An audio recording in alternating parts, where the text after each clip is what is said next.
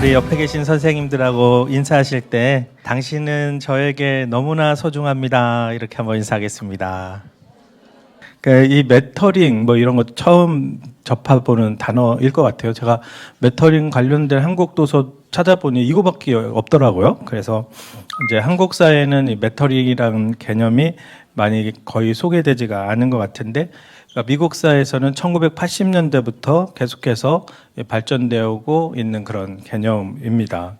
그래서 이 책은 이제 교육열이 제일 뜨거운 미국 중상류층 이런 부분들을 연구하고 그 자녀들, 청소년들을 대상으로 이렇게 연구하고 도와주고 하면서 이제 쓰여진 책이에요.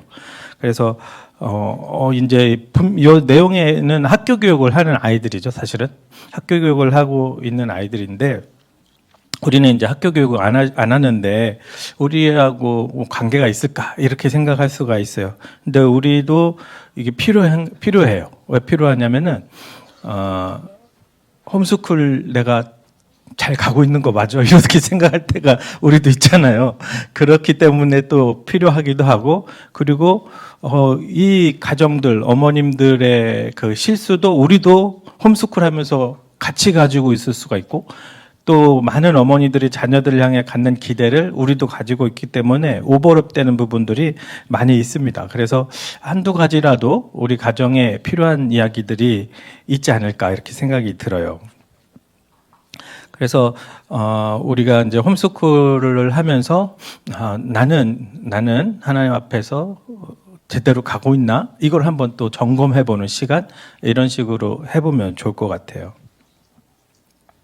이제 미국 학제가 이제 내용 보면은 뭐 12학년, 11학년 막 이렇게 표현이 돼서 미국 학제를 간단하게 소개해드리면은 일반적으로 이제 9월 학기제이고요. 만 6세에 입학을 하면 이제 우리로 따지면 초등학교 1학년인 건데, 그러니까 제도가 이제 주마다 약간씩 차이가 있지만 기본적으로 초등 5년, 중등 3년, 그 고등학교가 4년 이런 식으로 돼 있습니다. 우리는 초등 6년, 고등 3년 이렇게 조금 이제 약간 다른데, 이제 표현을 보통 여기는 1학년, 6학년, 9학년, 12학년 이런 식으로 표현을 하더라고요. 9학년 그러면은 이제 고등학교 1학년인 거예요. 우리로 치면 9학년에서 12학년까지는 고등학교 과정.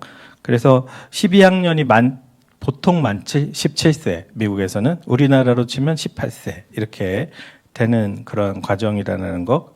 그리고 또 내용 중에 이제 AP 과정 뭐 이런 게 많이 나오더라고요. AP 과정, Advanced Placement, 그래서 심화 학습 과정인데, 이게 이제 명문대 가래들은 이게 되게 중요하더라고요. 그러니까 기본 이제 학교 수업 과정은 당연히 잘해야 되고 AP 과정을 해야 되는데, 이게 이제 고등학생들이 미리 대학 과목을 학습할 수 있도록 해놓은 거예요.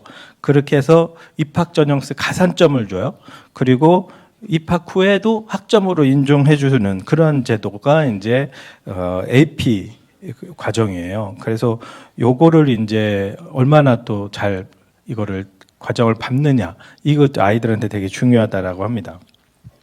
또 GPA 4.0 뭐 이런 거 표현이 나오는데, GPA는 Grade Point Average 이렇게 해가지고 이제 성적을 수치화한 개념인데, 올 A를 맞으면은 GPA 4.0이 되는 거죠. 올 B를 맞으면 GPA 3.0. 반반이면 GPA 3.75가 되겠죠. 이렇게 수치화한 이런 평균 점수입니다. 학업 성적에 대한. 네. 그래서 이제 미국의 이제 교육열이 제일 뜨거운 계층들의 아이들이 이제 평균적으로 어떻게 지내는가, 이게 이제 몰리라는 학생이 이렇게 지낸다라는 건데요.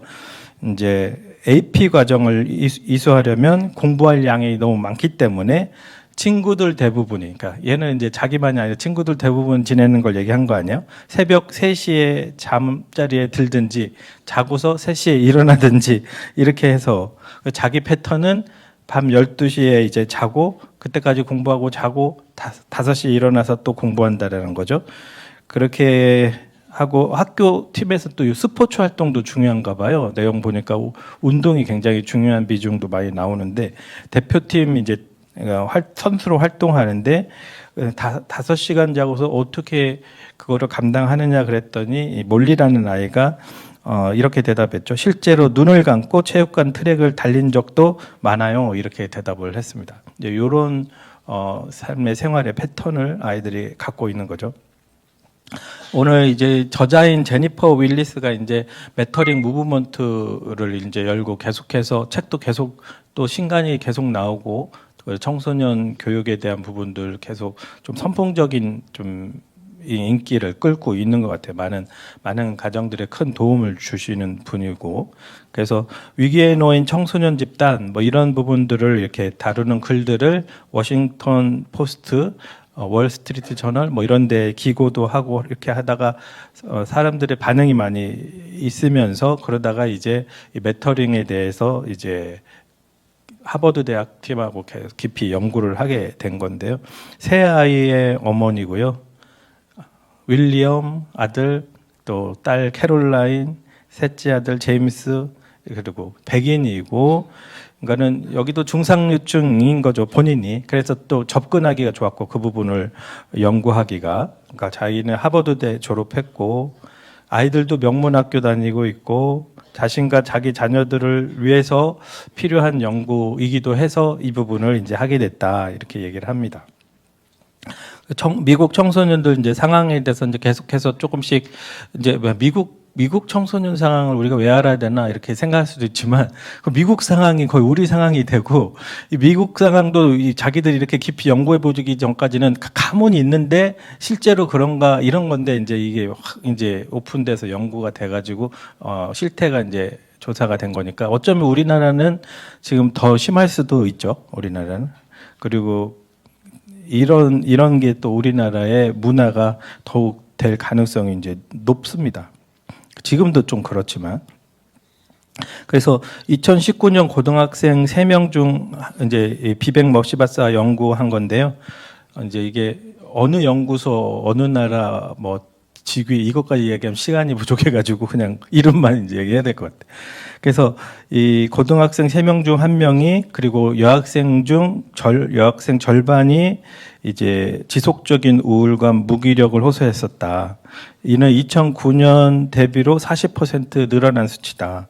특히 대중매체와 대중문화는 청소년에게 이제 이런 메시지를 계속 준다는 거죠. 외모 면에서 아직 부족하고 인기도 없고 머리도 그리 좋지 않고 돈이 많지도 않다. 이 메시지를 대중매체와 대중문화 통해서 계속해서 받고 있기 때문에 이 아이들의 자아 존중감이 무너질 수가 있다. 이제 이런 연구를 했습니다.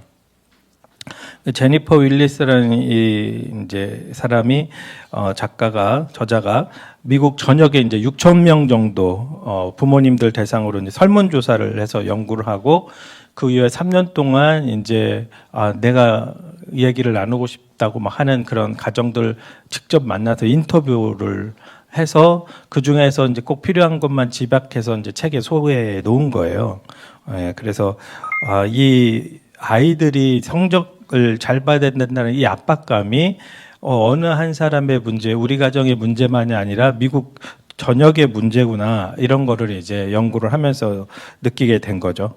그러니까 부모들한테 이제 뭐 다양한 설문했지만 이 물은 중요한 내용 중에 하나가 행복한 인생을 살기 위해 가장 중요한 요소는 좋은 대학에 들어가는 것이라 이 얘기에 대해서 주변 부모들이 대체로 동의합니까? 그렇다, 아니다. 이렇게 이제 뭐 표시가 되겠죠. 근데 그렇다가 73%예요. 그러니까는 주변 사람들이 행복한 인생을 살려면 좋은 대학에 들어가야 된다고 73%는 다 생각하고 있다고 이제 느껴지는 거죠. 그 분위기가. 그러니까 주변 사람들은 그럼 아이의 학업 성적이 우수한 것은 부모가 양육을 잘했기 때문이라고 생각하는 경향이 있습니까? 요거에 대해서 그렇다가 83%예요. 명문대 보내면 훌륭한 부모가 자동으로 되는 그런 분위기가 미국 사회에서도 있는 거죠. 우리도 있죠. 또 내 아이가 지금보다 스트레스를 덜 받고 유년기를 보냈으면 좋겠다. 87%가 그렇다. 이게 다 우리 아이가 스트레스 받는 거는 원하는 부모는 없다라는 거예요.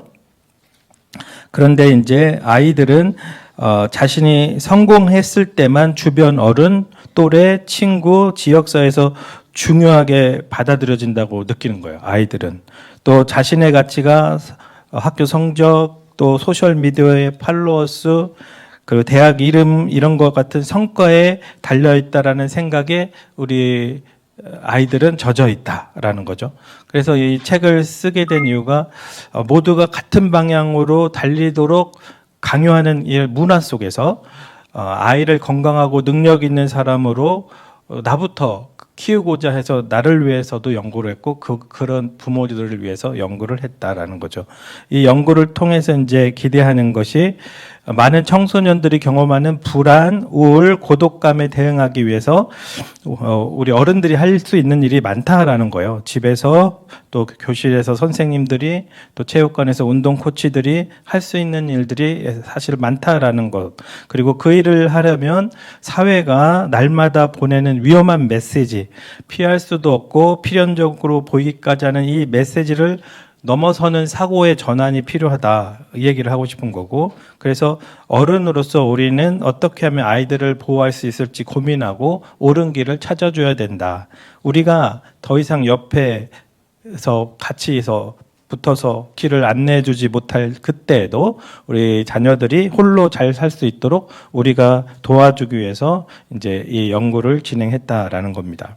그래서 첫 번째 챕터 1은 우리 아이는 어쩌다 위기에 놓이게 됐을까요? 이제 이렇게 해서 본격적으로 얘기가 시작되는데요. 이제 이게 자매님이 지은 책이어가지고 제가 이제 이 남자잖아요. 그래서 이게 너무 아기자기해가지고 읽기가 쉽지가 않더라고요. 그래서 막 갑자기 스토리가 진행되다가 막 예쁘게 쓰긴 썼는데 이게 자매님이 지은 책이 확실히 틀리구나 이런 느낌이 좀 들었어요. 카부르타 느낌하고 약간 틀리더라고 그때. 복수당하는 부모 이런 느낌하고. 그래서 어쨌든 이 어멘다라는 아이 이야기를 해놨는데 이 아이가 이제 고등학교 대표팀 선수, 토론클럽 회장, 최우수 성적으로 갈 대학까지 다 이제 예정된 아주 유능한 아이인데 이제 이미 그 전부터 그리고 나중에 대학도 가고 그러는데. 그때까지 우울증을 이미 앓고 있었고 거식증, 스트레스, 폭식증 이런 게 다 있었어요. 부모님, 아버지는 변호사, 어머니도 학생회 항상 학부모회 임원 회장 이런 거 하시고 굉장히 이제 완벽한 분들이고 성취가 중요한 그런 분들이었었고 학교 생활이 어릴 땐 좋았는데 중학교 때부터는 스펙 쌓기가 이제 학교 생활이 돼버렸다. 그래서 이제 어쨌든 제자차에서 대학도 어떻게 해서 좋은 회사에 들어갔는데 거기서도 또 계속된 압박을 스스로 느끼는 거예요. 스스로 계속 승진 이런 거에 대한 압박. 그래서 흥청망청 술을 마시고 마약을 하고 길에 앉아서 또 자살 충동을 느끼기도 하고 어느 날은 술에 잔뜩 취해서 운전하다가 음주 단속에 걸려가지고 구속이 돼요. 그러면서 이제 마약 복용과 알코올 중독이 이제 드러나고 강제 치료 이제 처분을 이제 받게 돼요. 부모는 그때서 이제 우리 아이 상태를 그때서 아는 거예요. 그리고 이제 많은 치료를 받고 지금 부모님과의 관계도 회복해 나가고 있는데 그게 쉽게 되지는 않겠지만 이 어멘다가 이렇게 고백을 해요. 저는 완벽해지지 않으면 사람들이 저를 사랑하지 않을 거라고 늘 생각했어요. 지금도 성공하고 싶지만 제가 잘 못해도 몰아붙이지 않으려고 해요. 이제 이런 표현을 했어요. 그러니까는 완벽해져야만 사랑받는다. 이 공식이 이제 내면에 주입이 된 상태였던 거죠. 10대에 대한 이제 연구들을 이제 좀 보면 미국의 심리학자 수니아 루타 이분 영향을 많이 받았더라고요. 제니퍼 월리스도. 그래서 연구를 했는데 빈민가 10대 아이들 연구를 했어요. 빈곤, 범죄, 약물 남용에 노출된 그룹이죠. 그 인근의 부유한 중상류층 가정 10대를 같이 연구를 했어요. 이제 두 집단의 우울감 경험률, 일탈 행동의 횟수와 정도, 마약, 알코올 남용 비교를 했는데 결과가 어떻게 되냐? 도시 근교 중상류층 청소년들이 더 좋지 않은 결과가 나온 거예요. 빈민가 아이들보다 중상류층 아이들이 술과 마약을 하는 비율이 눈에 띄게 높았다. 중상류층 여자아이들은 심각한 수준의 임상 우울증을 겪고 있었다. 이게 이제 심한 불안감 이런 것들이 이제 연구 결과가 나온 거죠. 이게 이해가 안 된다는 거예요. 잘못된 거 아니야? 이게 뭔가. 그래서 왜냐 우리가 기본적으로 우리가 뭘 생각하냐면 경제적인 부가 행복과 직결된다. 이제 우리가 이렇게 생각하고 살아왔거든요. 그런데 왜 부유한 집 애들이 더 불행하지? 이런 것들이 연구 결과로 나온 거예요. 그랬더니 이제 그게 경제적인 그 이유, 그거랑은 상관이 없었던 거예요. 경제적인 그거 문제가 아니라 끊임없이 압박하는 그런 환경, 그것이 이제 문제였다라는 거예요. 그러니까 우리도 그럴 수가 있어요. 홈스쿨을 하면서 나는 끊임없이 압박하고 있지는 않은가. 야, 너는 야, 선교지 가봐. 얼마나 고생하는지 알아? 너는 감사한 줄 알아? 돈 대줄 테니 공부만 열심히 해. 우리가 이렇게 하면서 막 압박하고 있지는 않는가. 이런 생각을 이제 해보게 되는 거죠. 스탠퍼드 대학교 이제 연구기관 이제 챌린지 석세스에서 이제 여론조사를 했어요. 미국 4만 3천 명 학생에게 했는데 고등학생 이제 3분의 2 이상이 대학 입시에 관해서 자주 또는 항상 걱정한다. 이게 3분의 2의 아이들이 그렇게 살아가고 있다. 그러면 이제 그때 참고 대학에 입학하면 그러면 정신건강 문제가 해결되는가? 근데 그렇지 않았다라는 거죠. 그게 이어가는 거예요. 그 대학생 5명 중 3명이 불안감 때문에 힘들었다. 이런 표현들을 하고 있는 거죠. 그 부모들이 자녀를 그럼 압박하게 된 이유가 있는데 왜 그러느냐? 그러니까 미국 사회에서도 우리 사회도 다 비슷한 것 같은데요. 지난 30년간 미국 사회의 경쟁이 점점 심해지고 불확실성이 커진 것, 이게 부모들이 느끼는 거죠. 그러다 보니까 부모들은 어린 나이에 이룬 성공이 안정되고 행복한 삶으로 가는 확실한 지름길이다. 이제 이런 믿음이 생긴 거예요. 그래서 부모들 시절은 다 어린 시절은 우리랑 비슷해요. 가족을 우선순위로 생각하는 그러한 전통 이런 게 이제 변화된 겁니다. 부모들은 어떤 생각에 전전긍긍해요? 우리 아이만 뒤처지는 것 아닌가? 이렇게 이런 생각 속에 계속해서 너도 나도 그런 생각 속에 이제 압박을 받는 거죠. 그런데 이제 저자가 연구한 결과 우리 아이가 뒤처지는 건 아닌지 하는 이 모습이 나만의 문제가 아니라 문화 현상이라는 거예요. 전역에 있는 모든 부모님들의 문화 현상이었다. 다들 그런 걱정을 하고 있더라. 이런 거를 알게 된 거죠. 현대 많은 부모는 아이가 성공할 수 있게 만들고 우리 아이가 무리의 맨 앞으로 그리고 아이를 밀고 나가는 것이 부모의 해야 될 일이다. 이런 식으로 그 많은 부모님들이 생각하고 있다라는 거죠. 그래서 이 압박에 대한 설문조사를 또 했는데 자기가 사는 지역의 아이들이 성공해야 한다는 지나친 압박 속에 살고 있는가 부모님들이 보기에도 그렇다고 80%였어요. 같은 지역 다른 부모들이 무엇을 가장 우선시하는가 적어보라 했는데 80%가 적은 것이 학교와 성적, 직업적 성공 이거를 이제 다른 부모들도 다 우선시하고 있다. 그럼 이 두 가지를 우리 아이에게 바란다.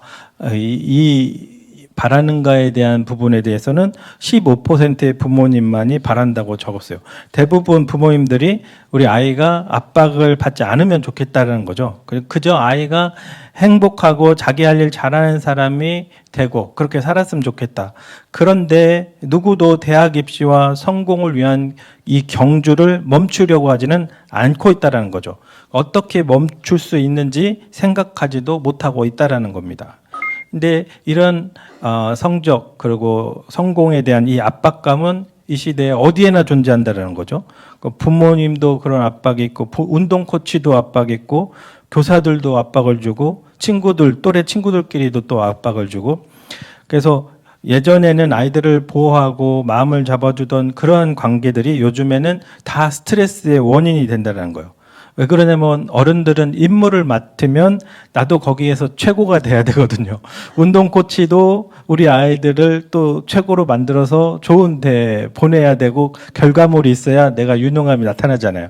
그래서 압박하고 학교장 선생님도 우리 학교의 실적이 좋아야 돼서 또 압박하게 되고 학교 경영자도 우리 학교에 또 사람들이 사립학교도 많이 오게 하려면 또 아이들을 압박하게 되고 그런 취미생활마저도 예전에는 재미로 즐거움으로 했었던 일들인데 요즘에는 똑똑한 초등학생 선발대회, 농구 올스타 후보 선발대회, 음악 경연대회, 춤 경연대회, 미술대회 막 이런 것들이 다 이제 경쟁해야 되는 그런 이르락 물고 해야 되는 그런 문화가 돼버린다는 거죠. 거기다가 우리 아이들은 하나 추가된 게 SNS에서 좋아요, 뭐 많은 댓글 이렇게 평가받는 것 이것도 우리 아이들의 이 시대 압박감 중에 하나다라는 것이죠. 이런 문화 속에서 우리 아이들이 자라게 될 때 자기 자신의 중요성과 가치를 끊임없이 의심하게 되는 것이다라는 거예요. 그래서 한 어머니 캐서린이라는 어머니가 이제 압박을 느껴서 어떤 행동을 하게 되냐면 이제 아이들을 위해서 하던 직업도 있었는데 일을 그만둬요. 그리고 아이들이 다니는 학교는 명문대 진학률이 높은 최우수 학군의 그 학교로 아이들을 보내고 아이가 어릴 때는 최대한 간섭을 안 했었다고 그러는데 이제 초등 졸업하고 중등에 갈 때 이제 의욕에 불탄 겁니다. 가지고 아이의 잠재 능력을 최대한 발휘하도록 할 의무가 내게 있다. 이렇게 생각을 한 거죠. 그리고 남편이 이제 예일대 출신인데 우리 아이도 예일대 보내야 되겠다. 예일대 합격률은 아빠 시대 때는 25%였는데 현재는 4%거든요. 엄청 이제 그때보다 훨씬 어려워진 거예요. 그 어려워진 그 대학을 보내려고 하니까 이 주말마다 과외 수업을 시키고 자질구레한 건 내가 다 해주면서 공부에만 집중하게 해주고 그리고 아이가 이제 11학년 고3 고4까지 있으니까 고3 때 아이와의 모든 대화와 이게 학교 성적과 입시였었다는 거예요. 아이가 집에 오면 시험 어땠어? 무슨 과제 해야 되니? 시간 배분 어떻게 할래? 입시 가이드 읽었니? 뭐 이런 말만 대화만 했다라는 거죠. 그러니까 자기가 불안해지니까 아이의 사소한 일까지 참견하고 챙기려고 했는데 나중에 이제 지나고 보니 아이에게 정말 필요했던 건 하나도 해주지 못했다 이렇게 이제 고백을 하게 되는 거예요. 이 아이가 이제 12학년 이제 대입에 제일 중요한 해가 됐는데 스트레스가 너무 심해져서 침대 밖을 나오지 않는 그러한 상황이 완전히 이제 우울증 막 이런 게 생겨가지고 그 대학은커녕 졸업도 어려워진 그런 상황이 됐고 아이와 관계가 완전히 엉망이 되고 그리고 이제 그제서야 이제 심리치료 상담 또 약물치료 이런 거를 받으면서 겨우겨우 그냥 졸업은 하고 그리고 가까운 대학에 겨우 입학했는데 대학 생활 가운데도 또 이 우울증과 불안감이 커져가지고 또 수업을 빼먹고 방에 틀어박혀서 게임만 하다가 퇴학을 당했다는 거예요. 그러니까 아이를 잘 되게 하려고 했는데 모든 일이 역효과만 났다.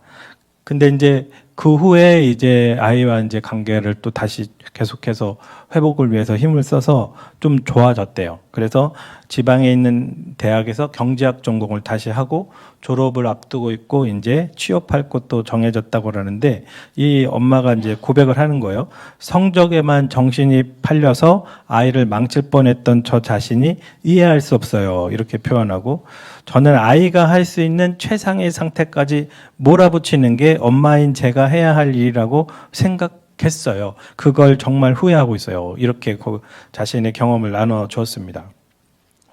그래서 이제 챕터 2로 아이를 짓누르는 부모의 욕심. 이제 우리가 아이를 짓누를 수 있다라는 거죠. 부모의 이 뿌리 박힌 불안감이 어디서 왔는가? 우리 뇌 자체가 사회적 지위를 중요하게 생각한다고 그래요. 그러니까 공동체에서 우리가 경험적으로 역사적으로 역사 공부를 해도 알잖아요. 우리가 개인의 지위가 높으면 생존에 유리했다 이런 걸 알기 때문에 그래서 우리는 이제 본능적으로 우리의 뇌가 아이가 조금 또래보다 조금이라도 위에 있게 되는 그 순간을 느낄 때 예를 들어 축구에 참여했는데 결승골을 넣었다. 딸이 학교에서 주연을 맡았다. 막 이렇게 지위가 살짝 올라갈 듯만 보여도 우리 몸에서 도파민, 세로토닌, 옥시토닌, 엔돌핀이 막 기분 좋게 하는 게 막 나온다라는 거죠. 예. 근데 이제 아이의 사회적 지위가 조금 하락한다고 느끼면 인스타그램 글에 좋아요를 받지 못한다든지 아이가 대학에 떨어진다든지 하면 우리도 마음이 아프고 힘들고 이렇게 불안과 스트레스를 경험한다. 우리 뇌가 자체가 그래요. 이게 이제 목사님들도 그런 것 같아요. 어떤 목사님들도 보면 이렇게 어느 날 홈런을 쳤어요. 그러면 밖에 기쁘게 막 인사를 해요. 어느 날 죽을 썼어요. 뒤쪽 문으로 나가요. 그래서 안 봐요. 그래서 이게 다 우리가 다 그렇죠. 네. 지위 보호라는 이전 심리학적 개념이 있습니다. 심리학적 개념. 자손의 지위가 하락하지 않는 조건을 만들기 위해 수십 년에 걸쳐 지속되는 프로젝트. 이게 이제 지위 보호 프로젝트인데요.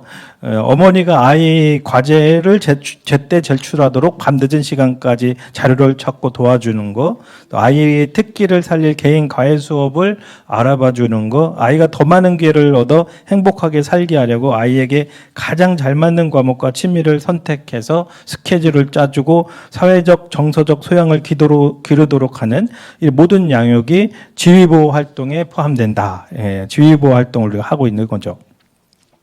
이렇게 하는데 이제 사회가 이제 결핍되는 거죠. 결핍의 영향. 그러니까 미국 사회도 더 이상 기회의 땅이 아니다라는 거예요. 그러니까 원래 미국은 나눠 먹을 파이가 끝도 없이 커질 것이다 이런 생각을 하고 있었는데 이런 생각이 다 바뀌고 미국의 3분의 2는 세대가 거듭할수록 경제가 좋아질 거라 이런 것을 믿지를 않는다는 거죠. 그러니까 각자에게 돌아갈 자원이 충분하지 않았을 때 우리의 뇌가 결핍 의식을 딱 인지를 하고 그리고 내 아이가 좋은 대학에 들어갈 수 있을지 모르는 이 불확실한 상황을 인지했을 때 사회적으로 우리 아이들의 지위를 보호하려고 이제 방어 태세를 우리는 자동적으로 취하게 된다라는 거죠.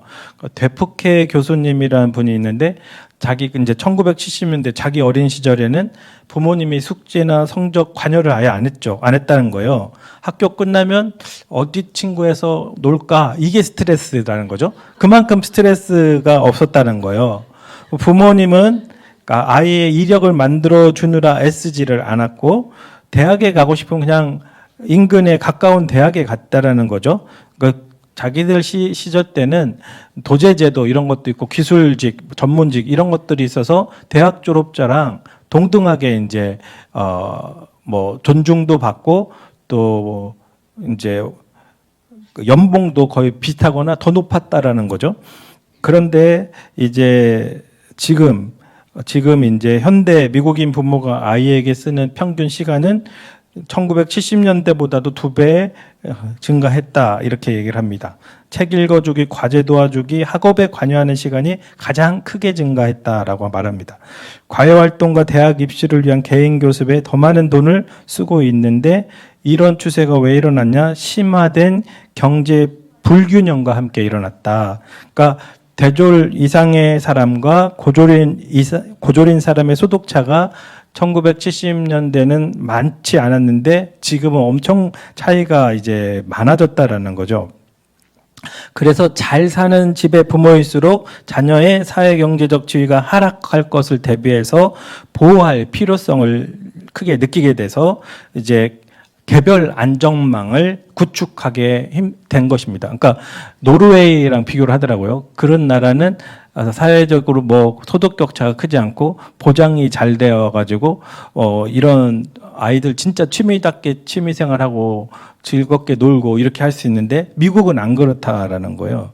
그래서 이제 우리 아이의 미래를 그 안전망을 구축하기 위해서 돈도 많이 들고 정신적 에너지 소모도 크고 딸이 피아노 배우고 싶다고 하면 잘 맞는 선생님, 좋은 선생님 찾아다니고 상담하느라고 많은 시간과 에너지를 쓰고 그리고 연습시키느라고 시간과 에너지를 들이고 그만 좀 배웠는데 그만둔다고 하면 좀 더 하자고 설득하느라고 또 에너지가 또 들어가고 그래 그 부모들은 우리 아이가 누릴 수 있는 것들이 줄어든다는 생각에 불안하여서 자꾸 아이 일에 지나치도록 관여하면서 상황을 이제 통제하려고 하게 된다.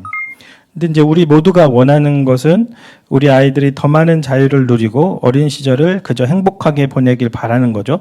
피아노 그만두고 싶으면 언제든 그만두고, 내가 그랬던 것처럼 아이들도 어린 시절을 되돌아보며 위안을 느꼈으면 좋겠다. 이런 게 이제 마음이죠. 그런데 나날이 치열해지는 경쟁 세계에서 아이들이 살아남도록 대비시켜야 된다. 이 부담감이 엄청나다라는 거죠. 미국 대학의 상황을 보니까요, 에머스트 대학교, 포모나 대학교, 뭐 제가 잘 모르는 대학교였는데, 이 대학교에 입학 허가서를 받는 거는 구찌 핸드백을 갖는 것보다 더 강한 사회적 지위가 되었다라고 그래요. 미국에 이제 고등학교가 27,000개라고 하는데, 각 학교에서 이제 수석과 차석이 2명이잖아요. 수석, 차석. 그럼 54,000명이 되는데, 이 54,000명이 미국 상위 이제 1위에서 뭐 순위 자체를 나중에 이제 문제가 이거 크다 이렇게 얘기는 하긴 하지만, 어쨌든 1위에서 20위까지 하는 이 대학 모집 정원보다 2배 많은 숫자라는 거죠. 그러니까 수석하고 차석해도 상위 20위권 대학 안에 못 들어갈 수 있는 확률이 많다라는 거죠. 그 정도라는 거예요. 그래서 사람들 사이에 어떤 생각이 들겠어요? 고등학교 가서 대학 입시 준비하면 너무 늦는 거죠. 당연히 그런 생각이 들겠죠. 그래서 어쨌든 부모님들은 아이를 하버드에 보낼 수만 있다면 억지로 밀어붙여서라도 그렇게 하고 싶다. 아이에게 우울증 불안장애가 생길 수 있어도 난 그렇게 하고 싶다. 이런 생각을 갖게 되는 거죠. 그러니까 많은 부모가 힘겨운 이 자기 반성 대신 아이의 성취를 이끌어내는 일을 부모인 자기의 유일한 임무라고 이렇게 받아들이고 있다는 거예요. 특정 명문대학에 밀어 넣는 게 양육의 전부가 되고 말았다. 이제 한 교수님이 이렇게 얘기를 했고요. 아이를 올바른 성품과 사고방식을 지닌 성인으로 키우는 일은 다 뒷전으로 밀렸다. 우리는 진짜 성품교육 시대를 거스르고 있는 거예요. 사실 여러분들 시대를 거스르고 대단히 훌륭하고 대단한 그런 우리의 선택이었던 겁니다. 챕터 3으로 넘어가서요. 내 아이를 위한 첫 멘토링 코칭 이렇게 되는데, 이제 아이들을 향한 이제 이 세상은 이렇게 평가하죠. 성적으로 평가하고 그 수업이 어느 정도 난이도가 있느냐, AP 과목을 얼마나 이수를 했느냐, GPA 4.0 유지하고 있느냐 이런 걸로 평가하고, 운동 뭐 예능 이런 거 음악 취미로 하면 안 돼요. 이게 탁월해져야 돼요. 탁월해져야 되고 또 소셜 미디어에서 이제 내가 태그된 횟수, 내가 팔로우하고 내가 팔로우 받는 비율, 팔로우 비율, 좋아요 받은 횟수, 게시물 달린 댓글 수, 얼마나 빨리 댓글이 올라오고 좋아요를 많이 받는지, 이제 이런 것들로 이제 아이를 평가를 받고 있습니다. 요즘에는 이제 미국 사회 얘기지만 우리나라도 마찬가지인데, 5살 아이가 표준 시험에서 상위 1% 안에 들어야 되고, 5학년 아이가 최고 수준 축구 선발팀에 들어가야 되고, 13세 아이가 자기 소셜미디어 프로필을 관리하는 것이 당연한 일처럼 여겨지는 사회가 됐다는 거예요. 특출나다. 이거 기준이 너무 높아져가지고 아이들이 스스로가 충분하지 못하다 느끼는 때가 훨씬 많은 거예요. 기대치에 미치는 정도가 아니라 기대치에 넘어서야지 되는 그런 인식이 아이들이 있는 거예요. 그래서 사랑받고 주목받을 가치가 있는 사람이 되려면 날씬하고 돈 많고 똑똑하고 예쁘고 운동 잘하고 재능이 있어야 한다. 이 메시지를 성공 중심의 문화로부터 끊임없이 흡수하고 있고, 그것이 우리 아이들의 생각을 완전히 내면화하고 있다. 그러니까 우리 아이들은 이제 그 생각에 완전히 이제 젖어들어 버린 거죠. 막 내가 그 아이돌만큼 예쁘지 않으면 난 예쁜 게 아니야. 이런 식으로 이제 막 생각을 하는 거죠. 이런 상황 속에 우리 아이들의 정신 건강이 어떤가? 아이가 이제 부모의 높은 기대에 부응하지 못하면 유대관계도 위태로워질 것이고요. 부모에게 비난을 들은 아이는 부모가 자신을 사랑하지 않고 거부했다고 받아들이고, 우리는 이제 다그쳐서 잘하게 하려고 한 거잖아요. 우리가 자식 안 사랑하는 부모가 어딨겠어요. 그런데 아이는 그게 이제 거부당했다고 받아들여지는 거예요. 존재 자체로 내가 사랑받을 수 없구나. 이거를 느끼게 된 아이는 자기를 이상적이고 완벽한 모습으로 보여주려고 이제 애를 쓰게 되는 겁니다. 그러니까 청소년들은 지나치게 높은 기대치를 자기 자신한테 내면화를 했고 그 기대치를 내가 충족했는가 아닌가 이것으로 자신의 가치를 생각하는 거예요. 그리고 그걸 충족해야 부모님의 사랑을 받을 수 있다. 이렇게 생각하게 되는 거죠. 기준에 도달하지 못하면 스스로 자기를 공격하는 거, 자기 자신의 존재를 비난하고 자신을 공격하게 된다. 아이들이 부모의 사랑과 애정을 얻으려면 특정 수준의 뭔가를 성취해야 된다고 믿을 때 그것을 성취하지 못한 자신을 부족한 존재라 느끼게 되고 건강하고 안정된 자를 형성하지 못한다. 공부 쪽으로도 그런데 성품이나 이런 거 공부하면서 여러분들이 너무 이게 기준이 높아서 그걸 아이들이 도달하지 못하게 될 때 마찬가지 느낌이에요. 마찬가지 느낌. 나는 부족한 존재 이런 느낌을 아이들을 가질 수 있다라는 거죠. 그런 적용도 우리가 해볼 수가 있습니다. 그 아이들은 스스로를 가치 있는 사람이라고 느끼고 살아야 된다는 겁니다. 사실 뭐 우리 성경적으로는 얼마나 주님이 말씀해 주세요. 하나님이 창조했고 하나님의 형상대로 창조했고 우리를 위해서 하나님 되신 분이 육신을 입고 이 땅에 오셨고 십자가에 죽기까지 사랑했고 우리 두고 보기에도 너무나 아까울 정도로 그렇게 사랑하고 그거를 이제 누리고 이제 살아야죠. 나는 그렇게 존귀한 존재고 하나님 사랑받는 존재구나. 이거를 이제 어떤 사람이 그 누가 뭐래도 그래도 부모님도 그 사랑으로 우리 아이들을 그 사랑받게 해줘야 되는 우리는 이제 사실 오늘 강의 내용에 여러분들이 모르는 게 하나도 없어요. 제가 보니까 모르는 게 하나도 없는데 그러니까 이제 그래도 다시 한번 생각해볼 가치가 있다 이런 내용인 것 같아요. 메터링을 이제 개념 정립한 사람은 이제 1980년대에 사회심리학자 모리스 로젠버그라는 사람이 처음 이제 정립을 하기 시작했고요. 학생들의 행복을 좌우하는 결정적 요소는 아이들이 자신을 가치 있는 사람이라고 느끼는 그 정도에 따라 행복의 정도가 크고 작아진다는 거죠. 자신이 부모에게서 중요한 존재, 이제 매럴 이게 이제 중요하다잖아요, 매럴. 그래서 이게 메터링 코칭이라고 이제 돼 있는데, 그래서 이게 나를 어느 정도로 중요하게 여기는가, 이런 부분, 나를 어느 정도 귀하고 소중한 존재로서 내가 느끼고 있는가, 이게 중요한 거거든요. 그래서 자신이 부모에게 중요한 존재라고 느끼는 학생은 이제 그렇지 않은 학생보다 자존감이 높고 우울감을 느낄 확률도 현저히 낮았다라는 그런 연구가 있었던 거죠. 그레고리 엘리엇이라는 학자는 우리는 모두 주변 사람들이 나를 봐주고 좋아하고 이해해 주었으면 하는 욕구가 있는데 그 욕구가 메터링이다. 저도 여러분들이 저를 아껴주고 저게 이런 욕구가 다 있어요. 그래서 지지하는 이런 발언을 받으면 막 힘이 나고 살맛이 나죠. 밥맛도 좋아지고. 근데 그런데 나를 소중히 여기지 않는 것 같아. 그러면 힘이 빠지죠. 이런 거죠. 그래서 메터링을 느끼는 순간들 우리가 다양히 많이 생각할 수 있지만 샘플로 친구들이 진심 어린 말로 나를 축하해 줄 때 난 중요한 존재구나. 난 가치 있구나. 몸이 좋지 않다는 말에 친구가 직접 수프를 끓여 집으로 찾아올 때. 아주 좋을 것 같습니다. 현관문을 열어보니 친구가 거기 서 있어서 친구가 나를 정말 중요하게 여기는구나. 그런 느낌을 받을 때. 나는 사랑과 응원을 받을 가치가 있구나. 이런 느낌, 이런 감정이 메터링이다라는 거죠. 선생님이 학생에게 교실에 있는 화분에 물 주기를 맡기면 아이는 자신이 중요한 사람이라고 느낀다. 우리 스태프들도 아이들에게 물 좀 주라고 이렇게 화분이 없네. 네, 메터링에 대한 이제 이해를 이제 좀 계속 해보면 마음속 깊이 나는 존재만으로도 중요한 사람이라고 느낄 때 우리는 단단한 자존감을 지닐 수가 있다는 거죠. 높은 수준의 이 메터링 감각은 불안, 우울, 외로움을 막아주는 방패 역할을 하게 됩니다. 스스로 중요한 사람이 아니라고 느낄 때 다른 사람이 나를 주목하도록 억지스러운 행동을 하게 되는 거고요.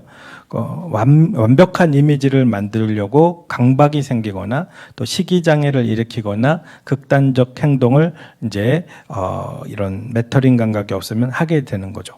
메터링이 결핍되면 우울, 불안, 약물남용, 자살 같은 증상을 보일 가능성이 커진다고 하고요. 자신이 중요한 사람이라고 느끼지 못할 때 하던 일을 포기하고 술을 마시며 현실에서 도망치려고 하고 자해를 하기도 한다. 이런 부분들이 이제 연구의 결과들이죠. 그 고든 플랫이라는 분도 메터링을 연구한 학자인데요. 미국과 캐나다에 거주하는 청소년 가운데 3분의 1이 공동체 내에 다른 사람들에게 자신이 중요한 사람으로 받아들여지지 못하는 것 같다. 이렇게 느끼고 있어요. 3분의 1이라는 아이들이. 그래서, 제니퍼 월리스는 이제 부모 중 자기 아이를 깊이 사랑하지 않는 사람은 없었지만, 실제로 너무 많은 아이들이 성공 여부에 따라 자신의 가치가 달라진다고 인식하고 있었다. 그러니까 부모님 마음하고 아이들랑 약간 다른 거죠. 아이들은 이미 나를 존재 자체로 사랑받는 것을 느끼지 못하고 있다라는 거죠. 그래서 유년기와 청소년기는 아이가 흔들리지 않고 굳건히 살아가도록 안정된 정체성의 기반을 형성하는 시기라고 그래요. 그래서 우리는 네가 가치 있는 사람이 되려면 노력해서 뭔가를 얻어내야 한다. 그래야만 너는 우리 집에서, 학교에서, 세상에서 중요한 사람이 될 수 있는 거야. 이런 메시지는 던지면 안 된다는 거죠. 이건 무시무시한 메시지를 우리는 보내고 있지 않는가, 이거를 이제 물어보는 거예요. 우리는 그런 메시지를 우리 자녀한테 보내고 있지 않은가. 너 그렇게 해가지고 나중에 사람들이 너를 인정할 것 같아? 이렇게 우리가 얘기하고 있지는 않은가. 네. 그렇게 해서 우리는 뭐예요? 자극을 주려는 거죠. 이거를 자극을 주어서 열심히 하고자 하는 동기로 바꿔서 세월이 지나서 이게 엄마가 날 사랑해서 한 말이었구나. 이렇게 되기를 이제 우리는 바라고 있는 건데, 그게 이제 우리 생각대로 되지 않는다는 거죠. 메터링 감각을 키워주는 7가지 요소 이렇게 적혀 있는데요. 그러니까 다른 사람이 나를 지켜본다고 관심 있게 애정 어린 마음으로 지켜본다고 이렇게 느끼는 거죠. 내가 소중한 사람이라는 그 느낌을 받을 때, 나는 정말 중요한 존재구나. 내가 의지하는 사람이 있기 때문에 스스로를 중요한 사람이라고, 내게 의지하는 사람, 그러니까 나에게 의지하는 사람이 있을 때, 내가 도와줄 때, 나는 그게 중요한 사람이라는 느낌이 들죠. 내게 또 정서적인 에너지를 쏟고 내일에 관심을 보이는 사람이 있음을 인지할 때 메터링 감각이 올라갑니다. 그래서 선교지에 선교사님들한테 찾아가야 되는 거죠. 아무도 안 돌아보는데 누군가 와가지고 나 이 사역을 지금 하나님 위해서 헌신하고 있는데 봐주고 기뻐해주고 너무 귀하다고 해줄 때 선교사님들도 이 메터링 감각이 중요합니다. 그리고 이 의미를 또 다시 힘을 내시고 이래서 해외 선교도 우리가 매년 가는 거죠. 나의 부재에 대한 주목, 내가 없음을 아쉬워하는 사람이 있을 때 정말 근데 내가 이제 일부러 빠진 건 아니고 어쩔 수 없이 내가 다른 데로 발령 나서 또 이렇게 해서 근데 나 아쉬워요. 언제 볼 수 있을까요? 이럴 때 좋죠. 네. 또 나와 내 행동이 가치 있다고 느낄 때 인정을 받을 때 정말 도움이 됐어요. 좋았어요. 강의가 좋았어요. 이런 거 하면 이제 뿌듯해지고 그런 걸로. 근데 이제 목회자는 그런 거를 일희일비 하면 안 돼요. 다른 직업은 모르지만 목회자는 주만 바라보고 살 수가 있어야 돼요. 네. 또 자신을 고유하고 특별하다고 느끼고 자기 참모습을 드러낼 수 있을 때, 네, 이런 것들이 정말 나의 메터링 감각이 이제 정말 이렇게 상승되게 되는 요인들이죠. 그래서 이런 메터링 감각을 이제 형성해 줘야 되는 거예요. 부모가 형성해 줘야 된다. 그러니까 부모가 무조건적으로 사랑하는 것이 중요한 것이 아니라, 이제 사랑하는 건 중요한데 아이들이 그렇게 느끼는 게 더 중요하다는 거죠. 우리도 사실 하는 모든 행동이 사랑해서 하는 행동이잖아요. 근데 사랑하는 게 중요한 게 아니라 아이들이 그 사랑을 느끼고 있느냐, 이게 이제 중요한 거죠. 우리가 한 말이 아니라 아이가 들은 말이 무엇인가, 이게 이제 우리가 중요한 거죠.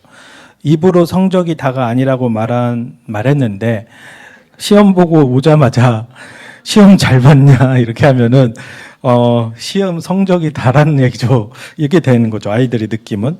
그러니까 설문에 참여한 학생들의 4분의 1은 자기 부모가 가장 중요하게 여기는 것이 나라는 존재 자체가 아니라 내가 성취한 결과물이다. 부모가 그렇게, 아이는 그렇게 느낀 거예요. 부모가 어떻게, 그런 부모가 있겠습니까? 근데 아이는 그렇게 느낀 거죠. 그러니까 한 사례가 있었는데 예일대학교 정신분석가 로빈스턴이라는 자기 체험담이에요. 도시락에 늘 메모를 썼어요. 늘 생각할게 막 주고 오늘 하루 즐겁게 보내면 내용을 쭉 하고 마지막에 항상 쓰는 거 네가 할 수 있는 최선을 다하렴 이거를 이제 항상 썼다라는 거죠. 나중에 아이가 이제 커가지고 아이가 이제 메모에 대해서 얘기를 했다라는 거예요. 아, 그거 어땠냐, 뭐, 얘기를 나눴을 거예요. 아이가, 엄마, 솔직히 그 쪽지 진짜 부담스러웠어요. 이렇게 얘기했다는 거예요. 엄마는 응원의 말이었었는데, 사랑의 말이었는데, 아이는 압박의 말로 이제 들렸던 거죠.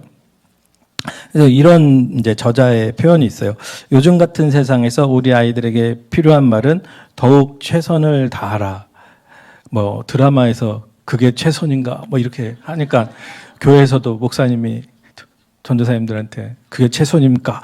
뭐 이렇게 이런 식으로 우리가 그게 최선이냐 너 아이한테 이렇게 하지 않고 너의 존재 가치는 절대적이고 무슨 일이 있어도 바뀌거나 달라지지 않는다. 이 말을 많이 해줘야 된다는 거예요. 최선을 다해라. 이거보다 훨씬 많이 해줘야 될 말. 너의 존재 가치는 절대적이고 무슨 일이 있어도 바뀌거나 달라지지 않는다.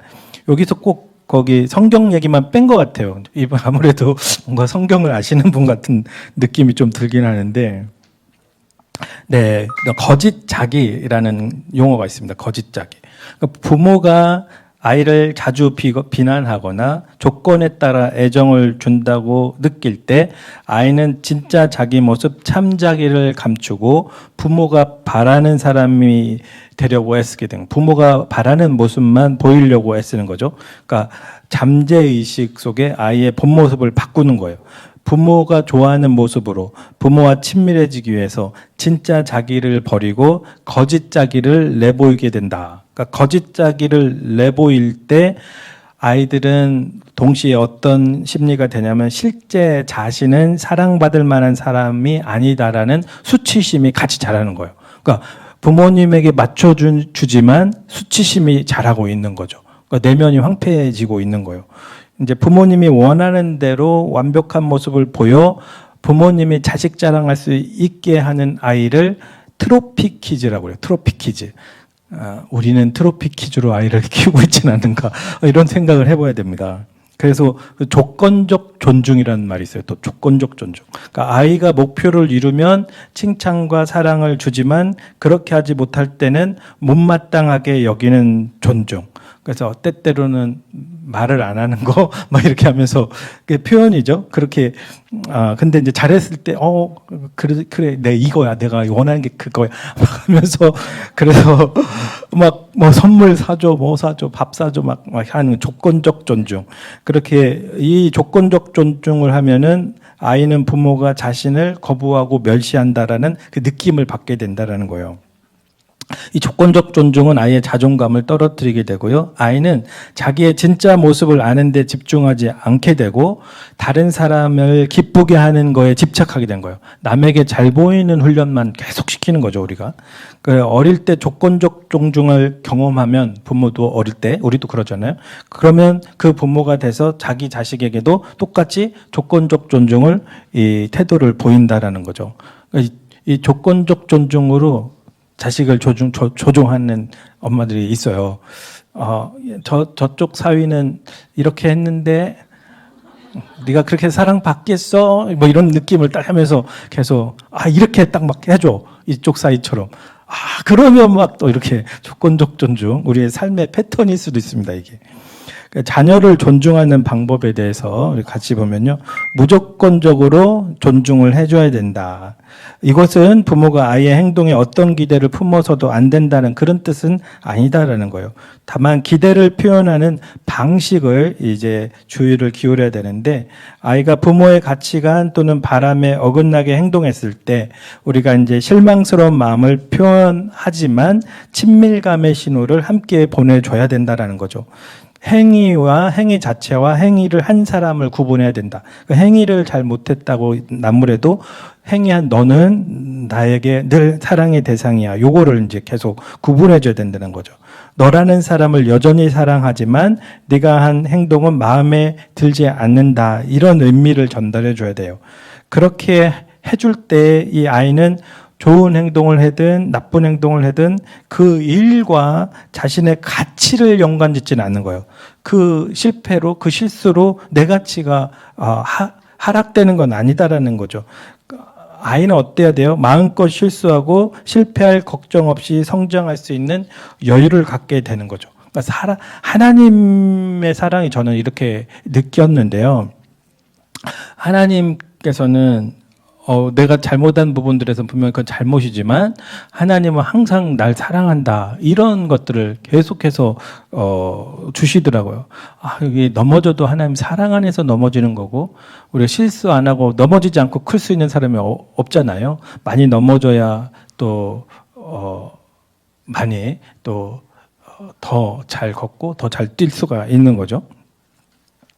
우리도 부모로서 그런 마음을 우리 자녀에게 가질 수가 있어야 된다. 그래서 좋은 온기, 부모로서의 좋은 온기와 나쁜 온기가 있다라는 겁니다.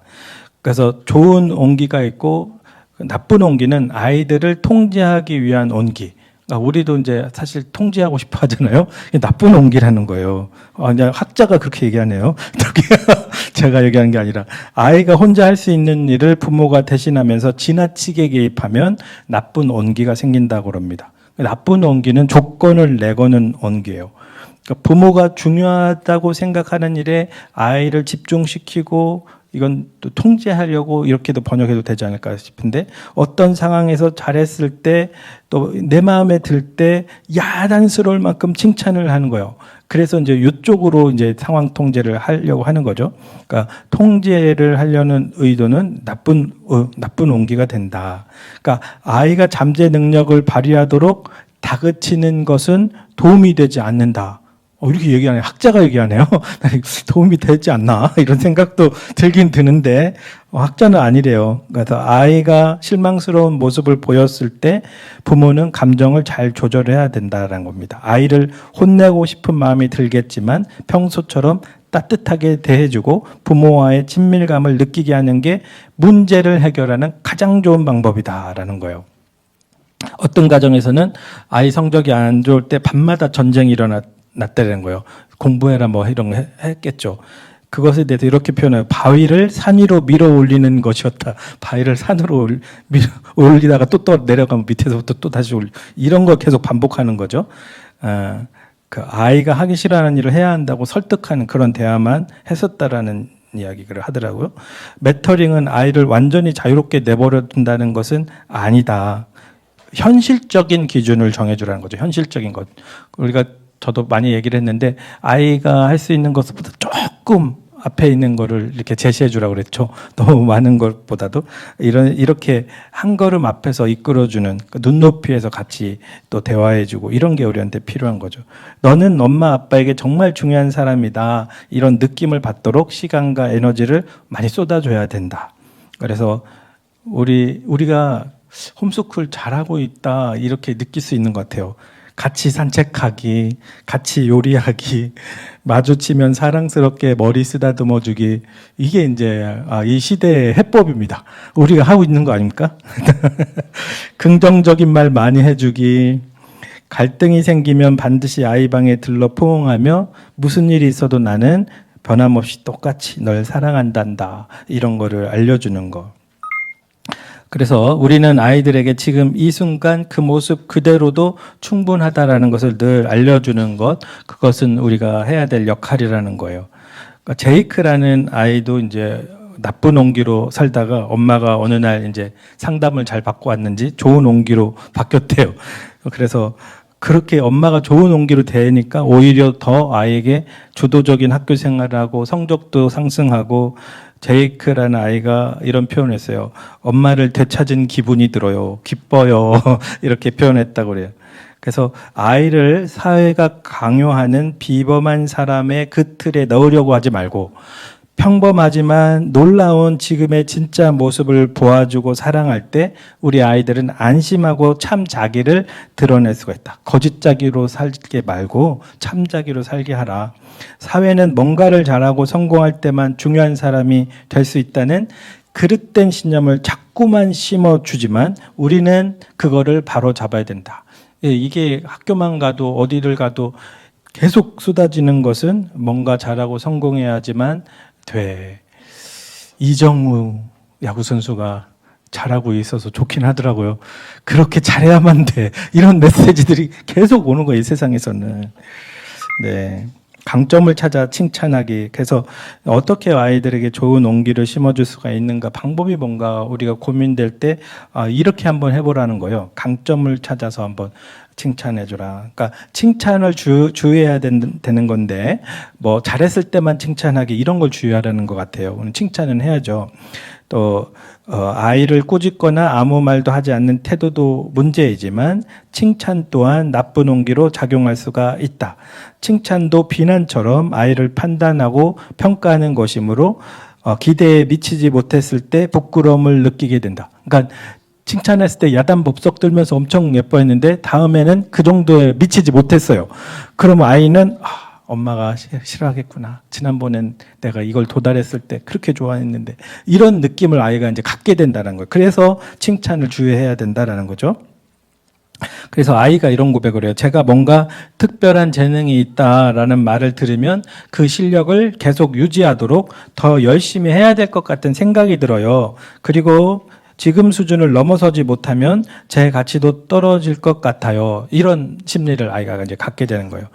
그러면 엄마의 입장에서는 비난도 안 돼, 칭찬도 안 돼, 어떻게 하란 말인가 이렇게 되잖아요.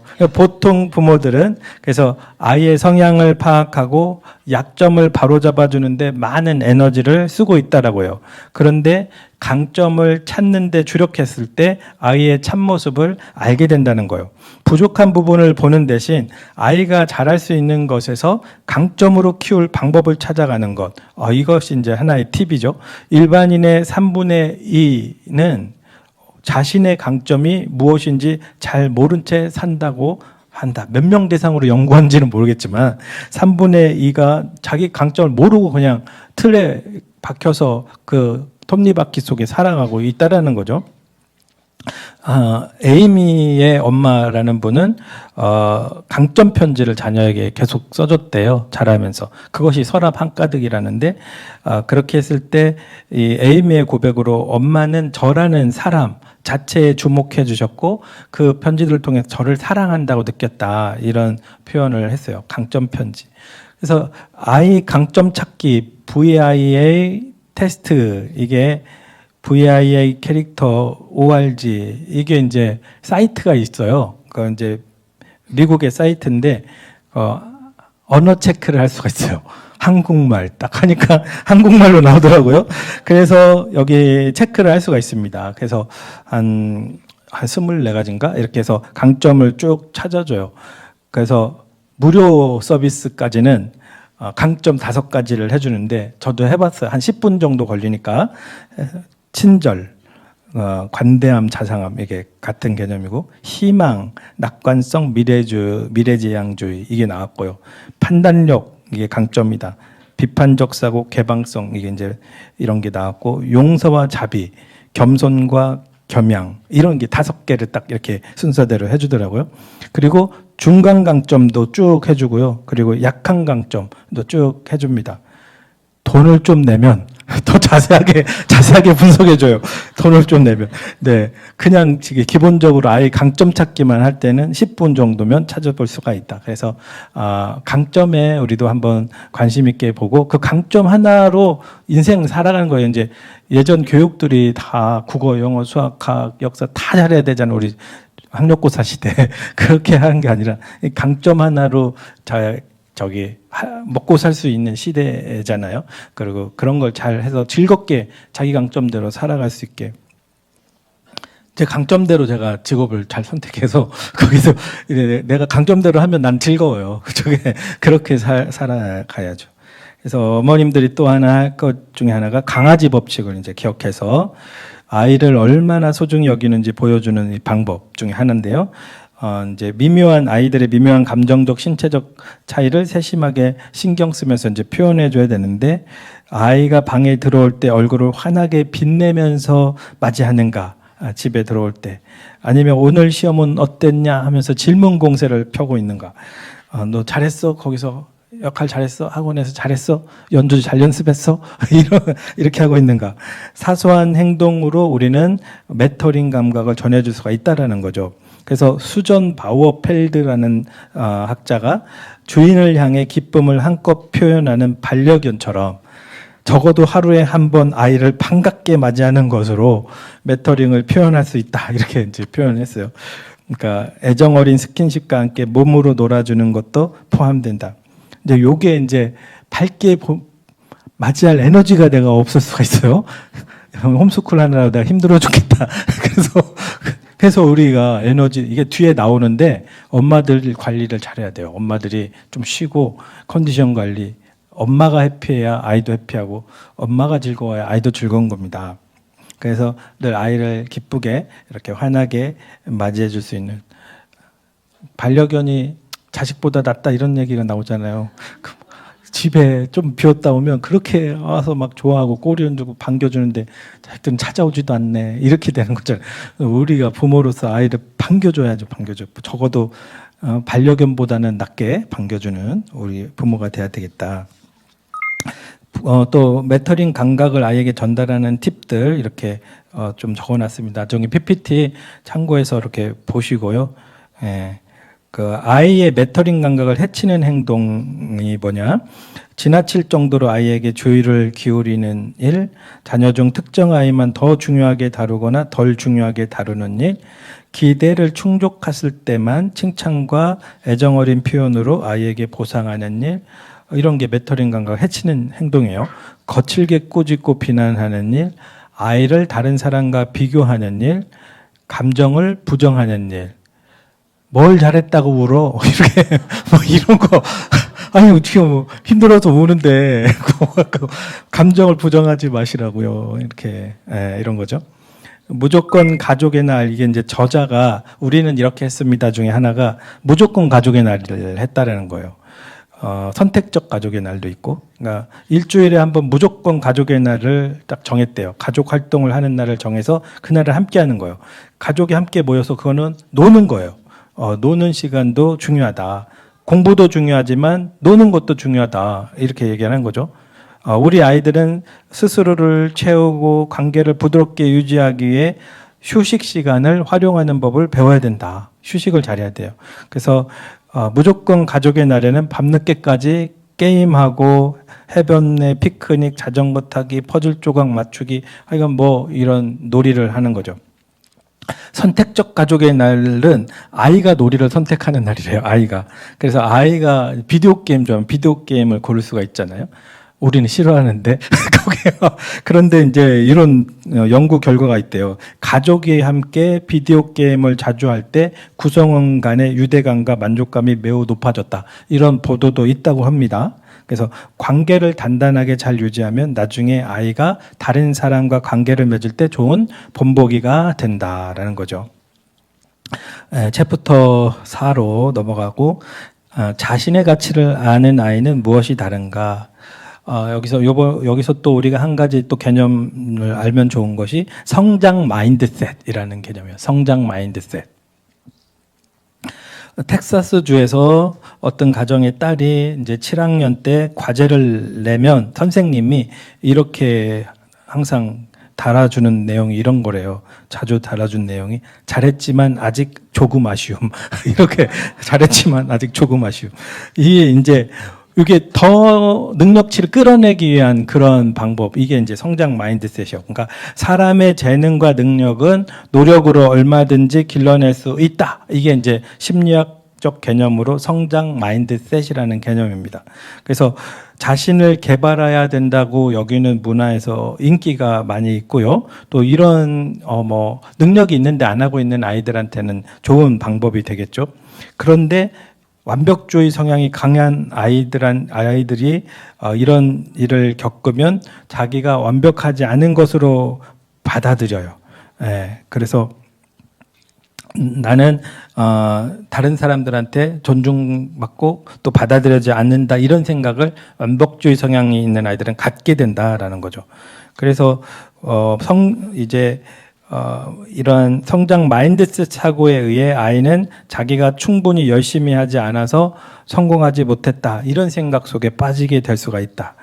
그러니까 이거는 서로 경쟁하는 환경에서 제 실력을 발휘하지 못하는 학생에게는 분명히 도움이 되지만 성취욕과 완벽주의적 성향이 강한 학생에게는 위험할 수가 있다. 그래서 학교 다니면서 공부 중독이었던 아이는 이후 일 중독에 빠질 가능성이 너무 높다. 자신의 건강을 해칠 수도 있고 강박을 다스리려다 술이나 약물에 중독될 수 있고 그렇게 노력해 얻은 결과 또한 좋지 않을 수 있다.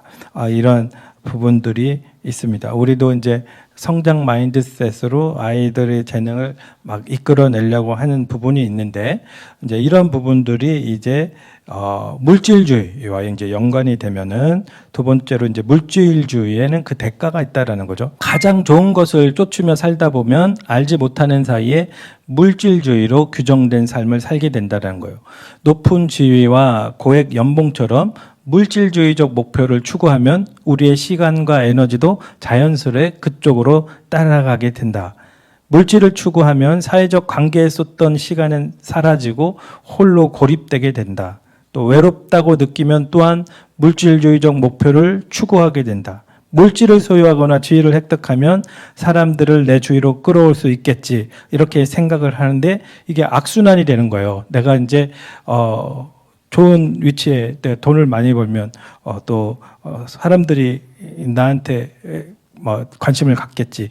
그랬는데 이제 상사가 부르니 어쩔 수 없이 회식에 오고 그렇게 했는데 나중에는 이제 외로워지면 또 물질적인 목표를 추구하고 이게 계속 악순환이 된다라는 거죠. 녹스 칼리지 심리학 교수님 팀 캐서는 이제 물질주의의 큰 대가라는 책을 썼는데 18세 청소년 그룹에서 이제 뭐를 선호하는지를 이제 체크를 한 거예요. 돈, 사회적주의, 자기수용, 공동체, 소속감, 다양한 것들을 선택하게 한 거예요. 이제 그 중에서 이제 물질주의적인 것을 선택한 아이들이 있겠죠.